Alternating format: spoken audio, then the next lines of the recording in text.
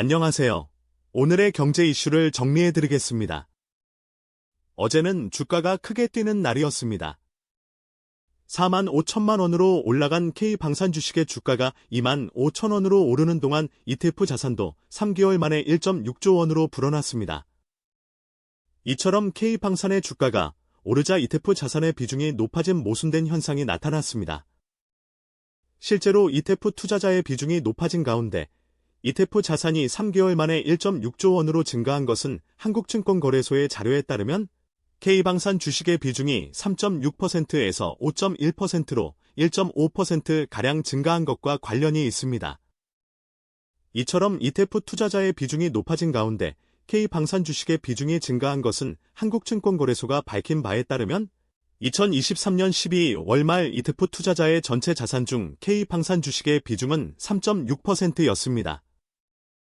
ETF 자산의 3개월 동안 1.6조 원으로 증가한 것도 이번 주에 코스피와 코스닥에서 오른 주식의 수익으로 발생한 것으로 추정됩니다. 오늘의 증시를 관통하는 것은 주주들이 주식을 매각하는 속도가 현저히 느려졌습니다.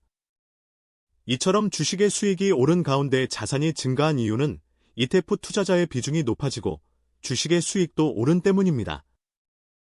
이번 주에는 한국증권거래소가 ETF 투자자의 비중과 자산의 변화에 대해 분석한 바에 따르면 주식의 수익이 오른 가운데 자산이 증가한 이유는 ETF 투자자의 비중이 높아지고 주식의 수익이 오른 때문입니다.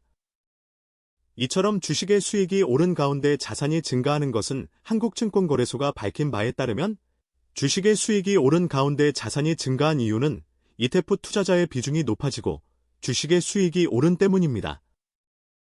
이번 주에는 증시는 소폭 오른 것처럼 보이지만 주식의 수익이 오른 가운데 자산이 증가한 것은 한국증권거래소가 밝힌 바에 따르면 주식의 수익이 오른 가운데 자산이 증가한 이유는 ETF 투자자의 비중이 높아지고 주식의 수익이 오른 때문입니다. 이처럼 증시는 소폭 오른 것처럼 보이나 주식의 수익이 오른 가운데 자산이 증가한 것은 한국증권거래소가 밝힌 바에 따르면 주식의 수익이 오른 가운데 자산이 증가한 이유는 ETF 투자자의 비중이 높아지고 주식의 수익이 오른 때문입니다. 오늘의 증시를 종합해보면 주식의 수익이 오른 가운데 자산이 증가하는 이유는 ETF 투자자의 비중이 높아지고 주식의 수익이 오른 때문입니다. 구독과 알림 설정 부탁드립니다.